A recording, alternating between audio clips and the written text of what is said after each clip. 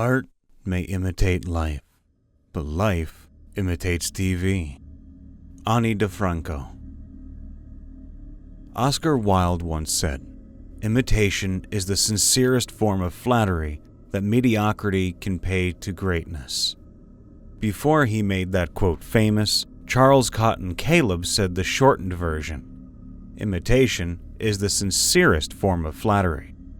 And centuries before him, Roman Emperor Marcus Aurelius said, "You should consider that imitation is the most acceptable part of worship, and that the gods had much rather mankind should resemble than flatter them." People have long since strived to be like those they admire. Much of the time, that shows up in acts of kindness and charitable generosity. Sometimes, it appears in mimicry of stupid or dangerous stunts. Other times, it results in violence and death. Mark Twitchell was your everyday creative, someone who wanted their work to be known and loved, just like that of his heroes.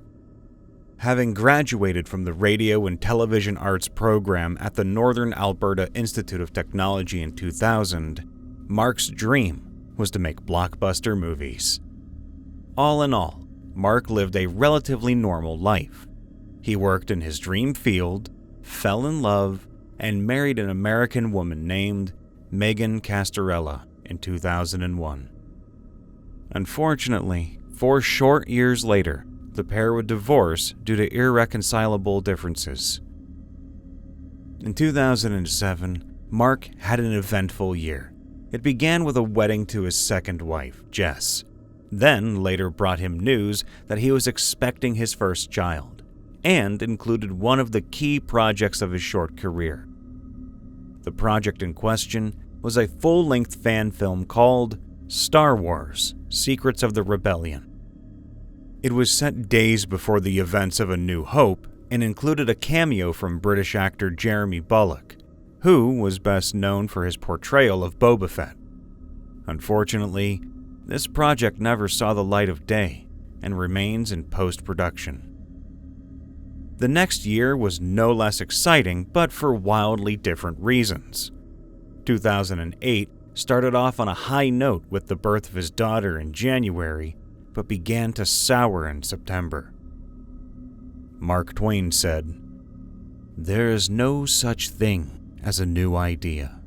We simply take a lot of old ideas and put them into a sort of mental kaleidoscope. Every piece of media you consume is simply a regurgitated idea wearing a new skin." Mark Twitchell seemed to live by this code in his own creative endeavors. His final project as a free man appeared as both homage to and regurgitation of the popular television series Dexter.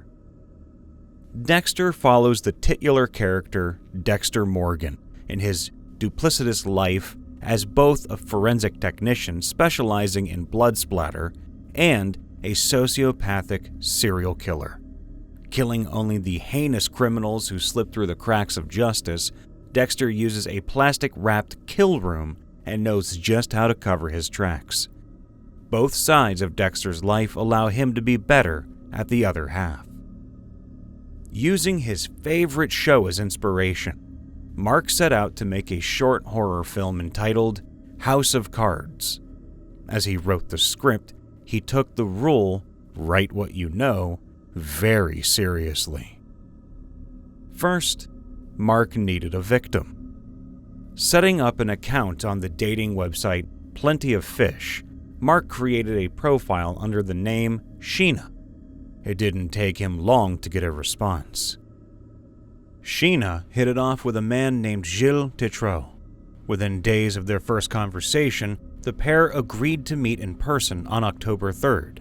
Instead of giving Gilles an exact address to meet at, Mark sent directions to follow instead. So, okay, Friday. If you're coming from the north on Grote, get on Calgary Trail, and when you get to the south side, and jump on White Mud. Then go south on 50th Street, take a right on 40th Avenue, after a block or two, take the very first right into the alley. It's marked by a yellow crosswalk sign, so pay attention.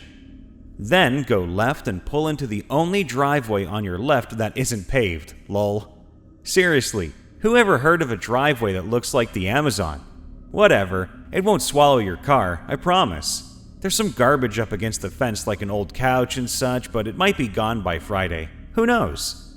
Like I said, the garage door will be open for you a touch. Don't worry about neighbors thinking you're a burglar. Everyone knows there's nothing valuable in there. Except my car, of course. See you then, Sheena. Yeah, first visible back door coming out of the garage. Knock away. There's certainly no other driveways along our alley like this one, and the half-open car door is a dead giveaway, lol. See you 7 on Friday. When Gilles found the garage in question, he entered through the partially opened door. Confused and unable to make much out in the darkened room, Gilles paused. When someone grabbed him from behind, it finally dawned on him that this was no date. Primed for a fight, Gilles turned and came face to face with a man wearing a black and copper-colored hockey mask. The attacker shocked Gilles with a small stun baton. The masked attacker, Mark, took out a gun while Gilles was disoriented. He forced Gilles to the ground and put duct tape over his eyes. Coming to his senses, Gilles fought back. He ripped the tape off and scrambled to his feet. In a struggle, he grabbed the gun, only to find out it was made of plastic. The pair fought, wrestling with each other until, in a moment of luck, Gilles managed to escape. Embarrassed by the events of the night and the circumstances that brought him to the garage, Gilles never reported his attack to the police. He convinced himself it wasn't as bad as he thought. Media would dub Gilles the one who got away. He has since written a book about his experience with Mark Twitchell, aptly titled The One Who Got Away. A week after his failure with Gilles, Mark found his next victim. Johnny Altinger wouldn't be as lucky as Gilles. He would set out for a date with a woman from Plenty of Fish and disappear on October 10th. Knowing of the date, Johnny's family and friends grew alarmed when they didn't hear from him for 3 days, then received an email from his account. Sent Monday, October 13th, 2008, 8:52 a.m. Subject, Re. Hey there. I've met an extraordinary woman named Jen who offered to take me on a nice long tropical vacation. We'll be staying in her winter home in Costa Rica. Phone number to follow soon. I won't be back in town until December 10th, but I will be checking my email periodically. See you around the holidays, Johnny. Along with this email, Johnny's work also received a resignation letter, but were given no address to forward his last paycheck. The email, sounding out of character for Johnny, prompted his friends to break into his condo. Inside, they found Johnny's passport, dirty dishes, and no indication he had left for an extended trip. The Edmonton police soon launched an investigation. Because Johnny had the foresight to pass the directions to his date on to his friends, they were able to give them to the police. This led them to the rented garage and to Mark Twitchell. During his questioning, Mark told police he met Johnny by pure luck. He told them he purchased Johnny's Mazda for $40 Canadian, as the man claimed to be accompanying a wealthy woman to Costa Rica and would no longer need the vehicle. Police were understandably suspicious and impounded both Mark's laptop and car. To add insult to injury, becoming a murder suspect prompted Mark's wife, Jess, to take their young daughter and leave. The divorce wouldn't be finalized until 2010. In their initial search of the rented garage, police found blood splatter. Twitchell claimed it was all from the execution scene he filmed for House of Cards. However, when actors from the film were asked about the scene in question, they said no fake blood was used. Luminol tests revealed excessive amounts of blood that were not visible to the naked eye. Twitchell's plastic-wrapped kill room and cleaning products didn't work as well as they did on Dexter. The impounded laptop and car were searched as well, and the police found a treasure trove of evidence. blood matching Johnny's was discovered in the trunk of the vehicle, as well as a knife and sheath also covered in blood. On the laptop, they found a document titled SK Confessions. Twitchell claimed it was only a screenplay, but it quickly became clear that SK Confessions was actually a detailed diary of Mark's crimes. The following is the beginning of the document that would become a key piece of evidence against Twitchell. This story is based on true events. The names and events were altered slightly to protect the guilty. This is the story of my progression into becoming a serial killer. Like anyone just starting out in a new skill, I had a bit of trial and error in the beginning of my misadventures. Allow me to start from the beginning, and I think you'll see what I mean. I don't remember the exact place and time it was that I decided to become a serial killer, but I remember the sensation that hit me when I committed to the decision. It was a rush of pure euphoria. I felt lighter, less stressed, if you will, at the freedom of the prospect. There was something about urgently exploring my dark side that greatly appealed to me. And I'm such a methodical planner and thinker, the very challenge itself was enticing to behold. This realization was just the last in a series of new discoveries I made about myself. I just knew I was different somehow from the rest of humanity. I feel no such emotions as empathy or sympathy towards others, for example. Line for line, SK Confessions or serial killer confessions matched each piece of evidence found. The hockey mask, the lead pipe Mark bludgeoned Johnny with, the knife he used to stab his victim to death, right down to the burned remains found in a barrel in Twitchell's garage. SK Confessions even mentioned a victim who got away. Police needed to find this person to prove the document was a real account and not a screenplay. They decided to hold a press conference. Lucky for the police, Gilles saw the conference. He saw the unmistakable hockey mask he faced weeks prior. It was obvious that he needed to come forward with his story. With the overwhelming evidence against him, Mark Twitchell was arrested on October 31st, 2008. Fast forward to June 2010, everyone, including Twitchell, who was putting together a self-defense argument, was getting ready for the upcoming trial. One of the people set to cover the trial was investigative journalist and MacEwan University professor Steve Lilleboon. He was given a strange opportunity when he received a call directly from Mark. The filmmaker turned killer told Lilleboon he may as well get his information from the source. He also chose to disclose the location of Johnny Altinger's body. On a printout of a Google Maps screen, Mark wrote out the exact directions to a manhole where he disposed of Johnny's body and gave it to Lilleboon, who in turn gave it to the police.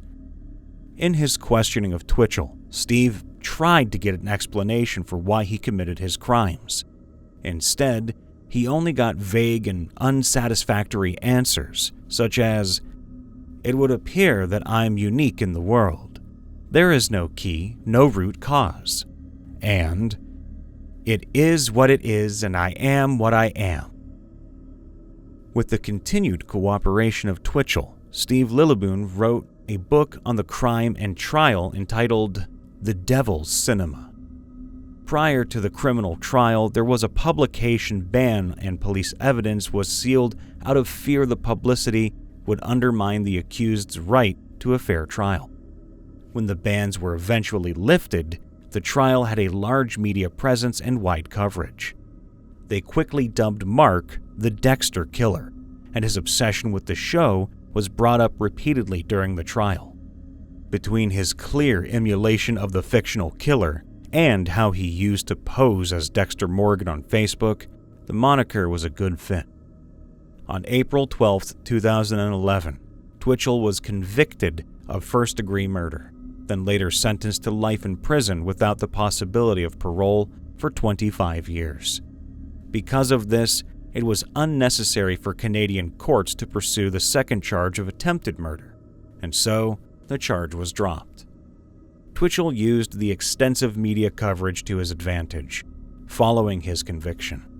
He said the coverage was grounds for his appeal, as the attention surrounding his case was so extensive, so blatant, and so overtly sensationalized that it is unreasonable to expect any unsequestered jury remain uninfluenced by it. He later abandoned his appeal in 2012. After his conviction and sentencing, Twitchell bought a television for his cell and proudly declared he had caught up on all episodes of Dexter. He is currently serving his sentence at the Saskatchewan Federal Penitentiary. Michael C. Hall, the star of Dexter, was asked about Twitchell after the trial. He said he would not stop making Dexter because someone was fascinated by the show in the wrong way. If a person was inclined to kill, they would have done so with or without the influence of the show. As always, we wish to thank you for tuning in to Villains with Vaughn, and hope that each case that we present grants you some new insight on the villains therein. Be sure to leave a like, subscribe, ring that bell, and check out any of these episodes that you'll see on screen right here on the top right, bottom right, or wherever. If you ever have a villain we haven't covered yet but you'd like to hear about them, leave them down in the comments below.